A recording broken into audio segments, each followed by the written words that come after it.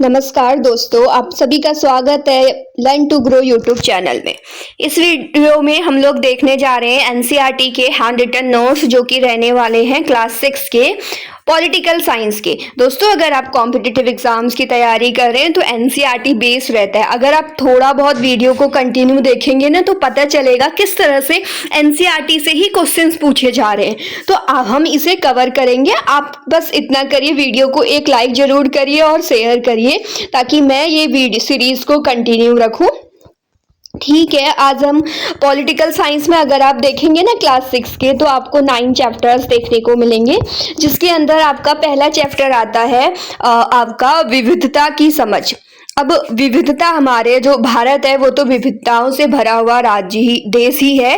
तो यहाँ पे देखते हैं, सबसे पहला टॉपिक है गैर बराबरी। तो गैर बराबरी का मतलब है कि कुछ लोगों के अवसर जमीन या पैसे जैसे संसाधन नहीं होते जो दूसरे लोगों के पास मौजूद होते। देखो, बहुत से लोगों को अवसर है, किसी को अवसर मिलता है, किसी को नहीं मिलता है। अवसर मौजूद रहता है और जमीन किसी के पास रहती है या किसी के पास नहीं रहती है। और वही बोल रहा है कि यह लोगों के बीच मौजूद असमानताओं या गैर बराबरी है। जो लोगों के बीच मौजूद असमानता है या गैर बराबरी है, इसी को हम गैर बराबरी या फिर असमानता बोलेंगे। मतलब जो समानता नहीं है उसी को हम बोल सकते हैं असमानता या फिर गैर बराबरी। ध्यान दीजिए आप लोग, यहाँ पे अमीरी और गरीबी को आप विविधता नहीं बोल सकते। अगर अमीर और गरीबी के अकॉर्डिंग आप विविधता, डाइवर्सिटी को मेजर नहीं कर सकते। तो इसके अंदर ये चीज कवर करने के बाद हमारा जो चैप्टर है आगे हमें जाति व्यवस्था के बारे में बताता है। जाति व्यवस्था, असमानता। अभी हमने असमानता पढ़ी ना, तो किसी के पास अवसर है, किसी के पास नहीं है, किसी के पास जमीन है, किसी के पास नहीं है, इसी तरह से। तो अगर हम जाति व्यवस्था देखें तो जाति व्यवस्था भी असमानता का एक उदाहरण है। किसका उदाहरण है? असमानता का। इसमें समाज को अलग अलग समूह में बांटा गया है। जो हमारी सोसाइटी है उसको ग्रुप्स में डिवाइड किया गया है। बेस क्या है डिवाइड करने का? आधार क्या है? लोगों के कार्य के, वर्क के अकॉर्डिंग कार्य को बांटा गया है। और लोग जिस जाति में पैदा हुए हैं उसे बदल नहीं सकते। हम जैसे इस अकॉर्डिंग बात दिया, एक पर्टिकुलर जाति, अगर ये वाली जाति के लोग इसी काम को करेंगे, जैसे हम अगर कुमार हैं तो किसी जाति के लोग, तो उस जाति के लोग सिर्फ कुमार ही हो सकते हैं। या किसी जाति के लोग डॉक्टर हैं तो उसी जाति के लोग डॉक्टर हो सकते हैं। सेम ऐसी टीचर्स का भी, अगर कुछ एक पर्टिकुलर सोसाइटी में एक पर्टिकुलर कास्ट या फिर जाति के लोग टीचर्स हैं तो पर उसी काम को वो आगे कर सकते हैं। इस तरह की व्यवस्था को जाति व्यवस्था बोलते हैं। अब अगर हम बात करें विविधता की, तो हमारे जीवन को कैसे समृद्ध करती है, पहले हमें ये समझना पड़ेगा कि विविधता हमारे जीवन को कैसे समृद्ध करती है। तो विविधता के कारण अनेक प्रकार का खान पान, वेशभूषा, इसके कारण क्या होता है? अनेक प्रकार का खान पान, वेशभूषा, अनेक भाषाएं, रीति रिवाजों को जानते हैं। विविधता के कारण ही हम अनेक प्रकार के भाषाएं, खान पान, रीति रिवाजों इनको जानते हैं। विविधता के कारण अनेक धर्मों और महत्वों को जानते हैं। अनेक प्रकार के धर्म और महत्वों को जानने का मौका मिलता है। आपसी भाईचारे और सहयोग को बल मिलता है। इसी के कारण आपसी भाईचारा और सहयोग को बल मिलता है। भारत में विविधता, भारत विविधताओं का देश है। हम विभिन्न प्रकार की भाषाएं बोलते हैं। यहाँ विभिन्न प्रकार की त्योहार, धर्म, भाषा, खान पान लोग रहते हैं। तो ठीक है, यहाँ पे अगर आप इंडिया में, आपको पता ही है हम कितने डिफरेंट टाइप्स की लैंग्वेज बोलते हैं, और उस वैसे ही खान पान भी अलग अलग है, धर्म अलग अलग है। तो एक इंडिया बोले तो विविधताओं से भरा हुआ देश है। लेकिन वास्तव में हम गहराई से सोचें तो हम एक ही तरह की चीजें करते हैं, केवल एक ही तरीके से। अब अगर इसी बात को हम डीपली एनालाइज करें, सोचें, तो हम एक ही तरह की चीजें अलग अलग तरीके से कर रहे हैं। लाइक इसका कुछ उदाहरण भी इसमें बता रखे, नीचे देखेंगे हम लोग। आगे देखते हैं, अगला है विविधता उत्पन्न होने का कारण। क्या कारण है कि भारत में इतनी विविधता उत्पन्न हो गई, या किसी और देश की भी बात करें तो जब प्राचीन काल में लोग युद्ध के लिए या फिर भोजन, अकाल आदि अन्य कारणों से एक स्थान से दूसरे स्थान जाते थे और वहीं पे बस जाते थे। जैसे युद्ध हुआ, युद्ध के लिए कहीं युद्ध हो रहा है तो वो कहीं गए, वहां पे बस गए, भोजन के लिए गए, अकाल पड़ा तो दूसरी जगह गए और एक स्थान से दूसरे जो स्थान चले जाते थे और यात्रा के साधन के अभाव में वहीं रहने लगते थे। ठीक है, अब इतना आना जाना तो कर नहीं सकते ना, यात्राओं के साधन का अभाव है तो वो वहीं बस गए। इस कारण वह वहां की सांस्कृतिक भाषाओं को वह की सीख लेते थे, उनकी संस्कृति और नई जगह की संस्कृति का आदान प्रदान होता था और धीरे धीरे एक मिश्रित यानी मिली जुली संस्कृति उभरने लगी। तो इसी तरह से चलता है।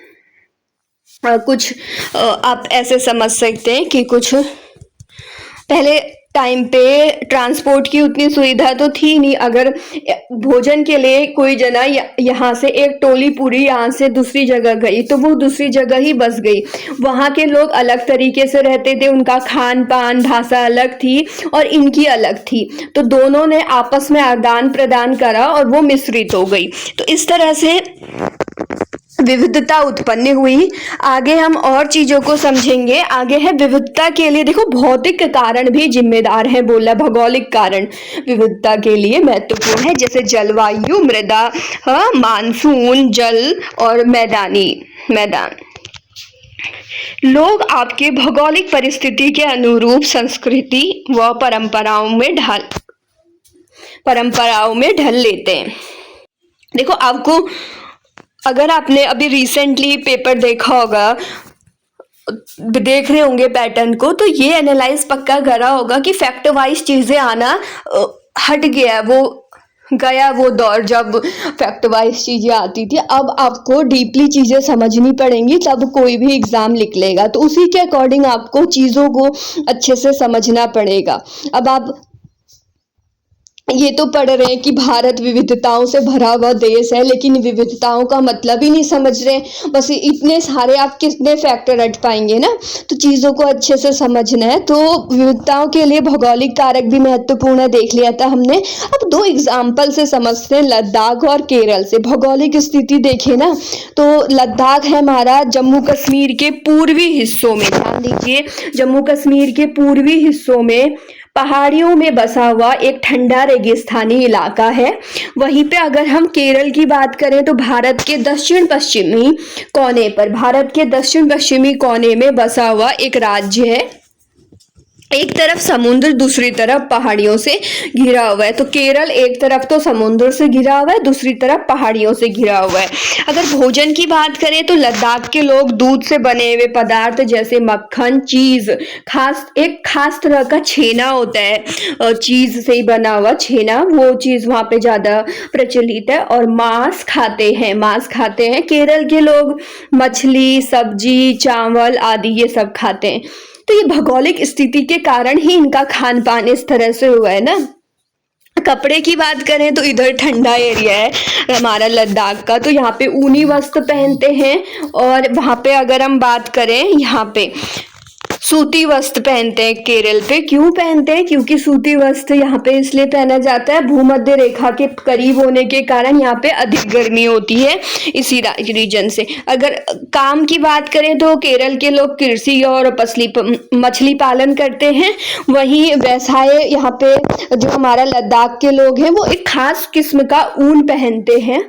एक इम्पॉर्टेंट बात यहाँ पे याद रखना, एक विशेष तरह का ऊन यहाँ पे पश्मीना ऊन जो मिलता है वो लद्दाख में ही मिलता है और यहाँ पे इसे इकट्ठा करके व्यापारियों को बेचते हैं।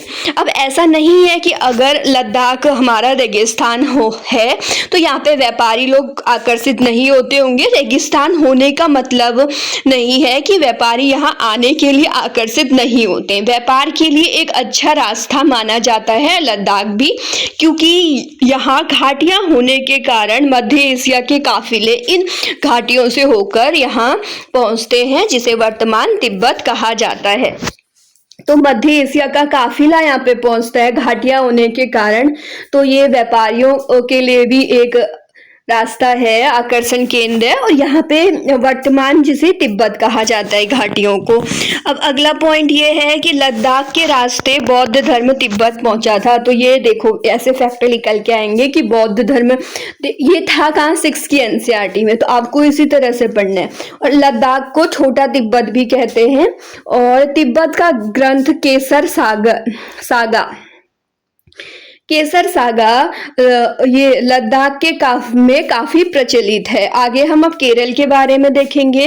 केरल के रास्ते मसाले यहाँ पे क्या है, यहाँ मसाले व्यापारियों का आकर्षित करते हैं। यहाँ के मसाले व्यापारियों को आकर्षित करते हैं कौन कौन से, जैसे काली मिर्च हो गया, लौंग हो गया, इलायची हो गया, ये सभी मसाले हो गए।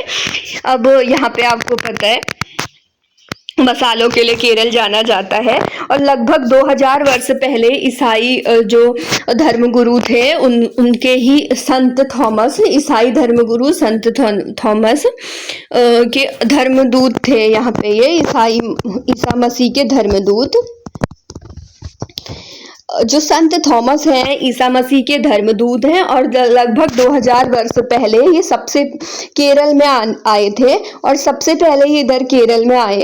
और इन्होंने यहाँ पे भारत में ईसाई धर्म को लाने का श्रेय भी इन्हीं को जाता है। अब ये ऐसे ही क्वेश्चन आ सकते हैं ना, भारत में ईसाई धर्म को लाने वाले संत थॉमस सबसे पहले कहाँ पर आए थे? तो आंसर है कि सबसे पहले वो केरल में आए थे। अगला क्वेश्चन है, सबसे पहले यहूदी और अरबी व्यापारी केरल आए थे। तो अगला हमें क्या चीज पढ़ना है? तो सबसे पहले यहूदी व्यापारी और अरबी व्यापारी, यहूदी व्यापारी और अरबी व्यापारी केरल आए थे।